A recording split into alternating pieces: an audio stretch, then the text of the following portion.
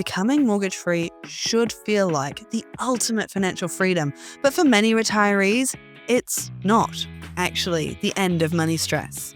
Because if your only income is the pension, it's easy to feel trapped. You've got the house, but you've still got to do things like heat it, find money to eat, maybe even enjoying life a little. That would be nice. But you're worried you'll run out of money, feeling guilty for even thinking about dipping into your equity. So, welcome to Ask the Experts, where each week we talk to people in the industry. Get the answers you need right now. And today's expert, Will White, Heartland Bank. Are you ready, Will? This one's a bit of a doozy. Let's go. Making Sense is proudly supported by Heartland Bank, a New Zealand bank here to help you make the most of your money. Hey, Francis. I'm in my early 70s, mortgage-free, living on the pension with a small amount of savings left. I keep second-guessing every dollar I spend, even though I'd love to enjoy life a bit more now. My kids keep telling me to look into a reverse mortgage to free up some money from my house, but I'm nervous about eating into the value of my home. So how do you know when a reverse mortgage makes sense versus just cutting back harder and trying to save more? So we've got someone who might technically be in quite a good position, but feeling quite stressed by money. How common do you think this is? Unfortunately, it's very common. We have many people that reach out to us because they are asset rich but cash poor. They've worked incredibly hard over their life to pay off that mortgage because that is what you are primed and trained to do. And then when people get into retirement age, they find themselves working for longer and struggling to make their commitments because they're sitting on an asset that they can't necessarily realize the value of. That's the really hard bit, isn't it? Because it is this really common saying in the personal finance community that you can't eat your house. And yet I don't know how much that has translated to other people outside of the money world, where it's tricky. Having a paid off house is fantastic. Turning that into income can be really hard, can't it?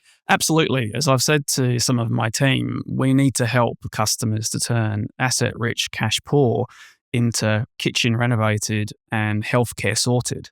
And that's what we're here for.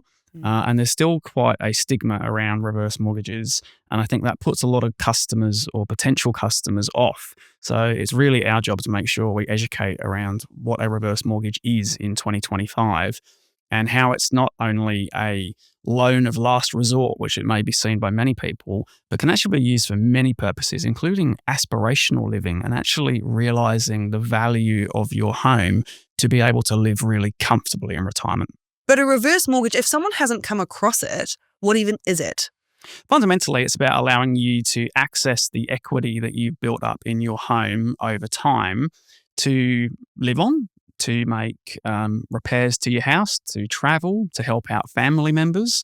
And the interest, you don't necessarily have to repay it until you leave the property. So you can make repayments onto the loan if you wish, but it's not compulsory. So if you think about bridging finance, typical bridging finance that might be given to you by one of the big banks, they will only ever do that if you have the ability to service the debt by having an income to make those repayments. The difference about a reverse mortgage is we will lend you the money, we will charge you an interest rate for doing so, but you don't have to pay any of that until you leave the home. What was the older situation? What sort of horror stories have you heard? How are things different now, would you say? I think if you go back to kind of 2008, 2009, everybody saw those stories in the newspapers around banks that were offering reverse mortgages at the time, potentially not giving estates enough time in order to sell the property, the loan value being worth more than the property. I kind of say this is not your grandparents' reverse mortgage. Those horror stories that you heard 20, 25 years ago are no longer in play. There are many protections for customers to take out a reverse mortgage in 2025. For example, we have a no negative equity guarantee.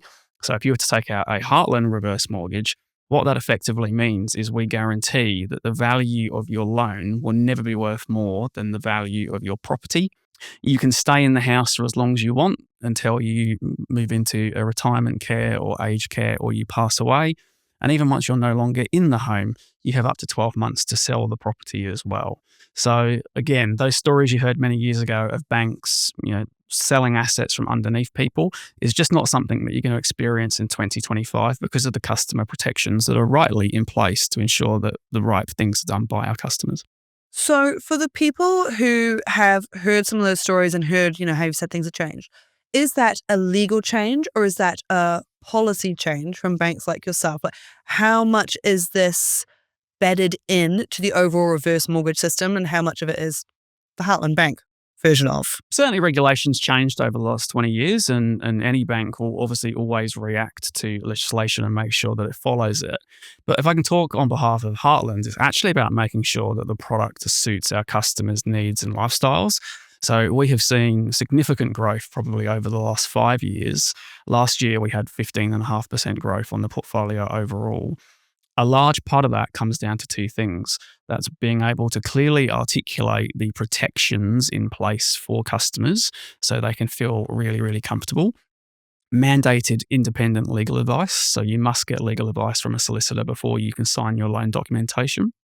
We highly recommend that you talk to family as well, so everybody's really clear on what you're signing up for and what that might mean later on. And we also have a great team. So the average amount of time it takes from that initial inquiry to a reverse mortgage drawing down at Heartland is in excess of 4 months. So that tells you how delicately we take customers through the process to truly make sure they understand what they're signing up for, what that might mean for them and their family later on.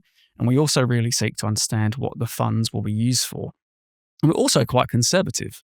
So we will only let you borrow a relatively small amount of your home's equity. And that goes up over time as you age. But the maximum we will ever let anybody borrow against the house is 50% of its value. We're going to come back to that because I think some of the numbers on this are really important to demystify for people. But you mentioned something else there that I think is also a really big issue and actually probably on a lot of people's minds, where you said that they need to talk to family about it and talk to family about what it means. I mean, in this letter, they're saying the kids are telling them to look at a reverse mortgage. The kids are worried, you don't have enough money to be enjoying your life.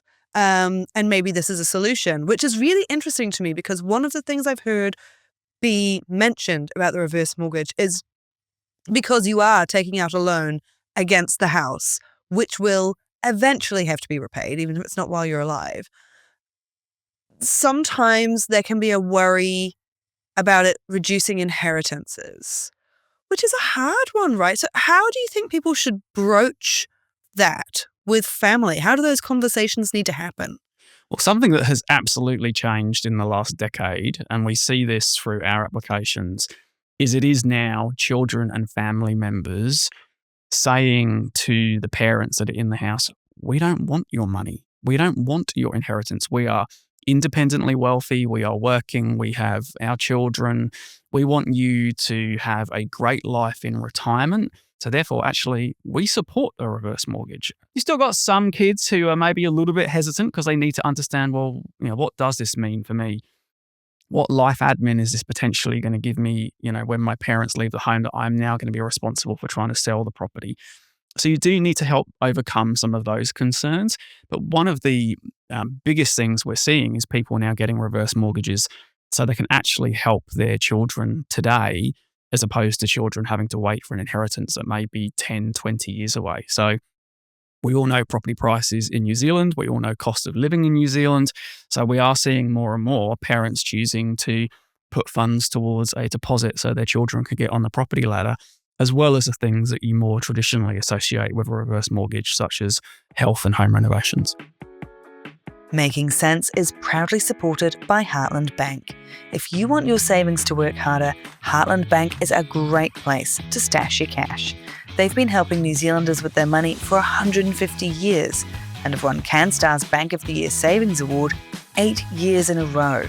CanStar says the winning streak is down to having some of the highest bank interest rates in the market across regular and flexible savings accounts, plus term deposits.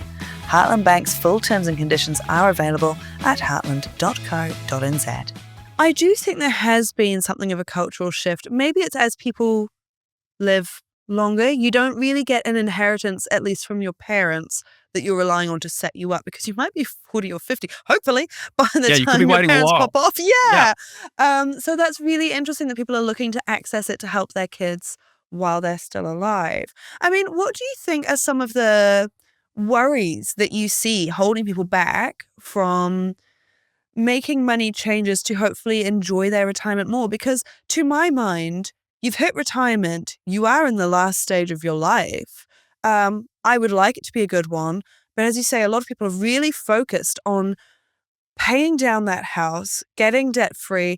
A lot of, particularly the older generation of New Zealanders, were scared of the share market, often haven't invested there, didn't have KiwiSaver. So the house is kind of it. But there are worries that hold people back from making financial changes, right? What are some of those? Have we talked about them, or are there others? I think, as I said, the large one is we are primed from very early on when we get that mortgage. It's to pay it off. And by the time that you retire, there's this idea that you have to be debt free.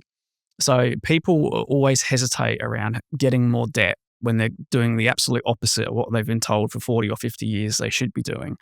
But as I said before, there's really no point owning an asset if you can't get value from it. And I think that's what more people are now starting to realize is, with the protections in place, with there being no need to make a regular repayment, although you can if you want to with no penalty, you don't have to.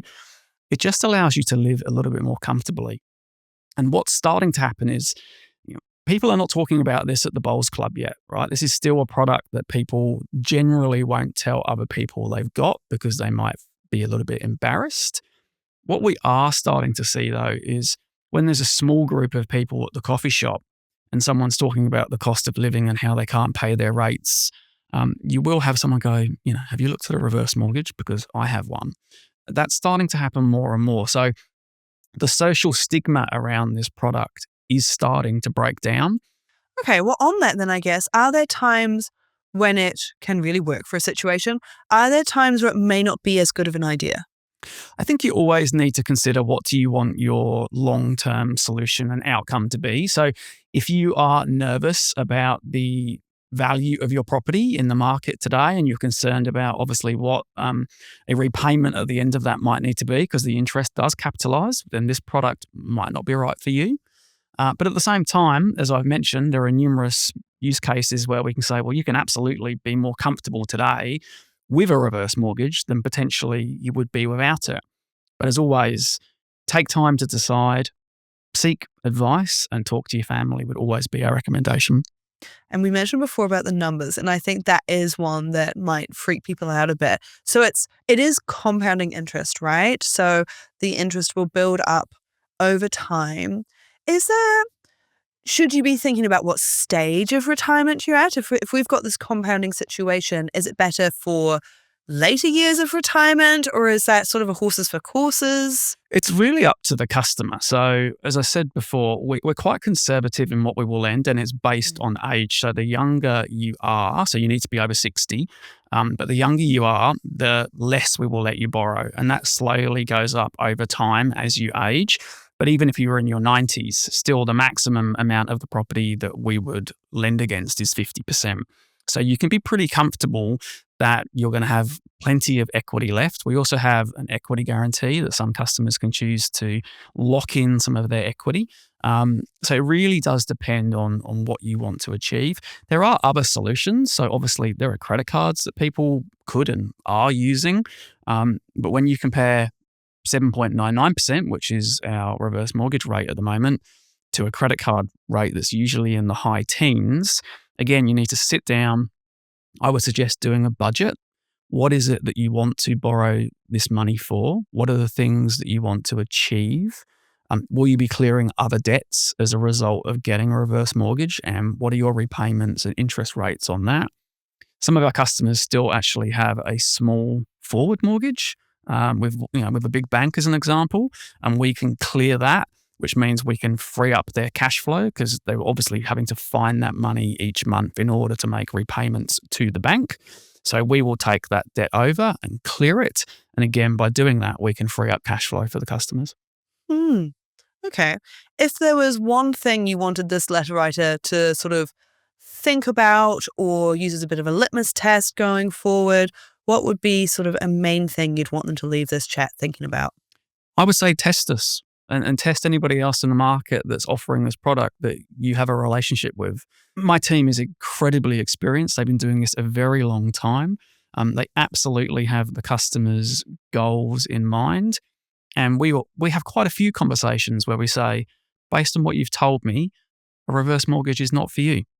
So it's about understanding the product, its features and benefits, talking to family, and then making a decision.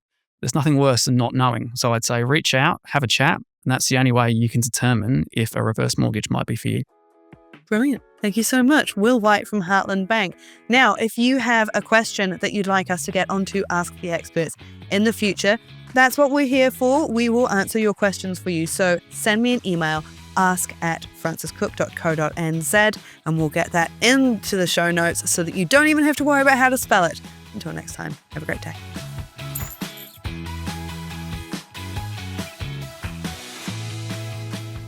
Just a note before you go. This podcast can only give you general information about how things work in most cases. It's not individual financial advice.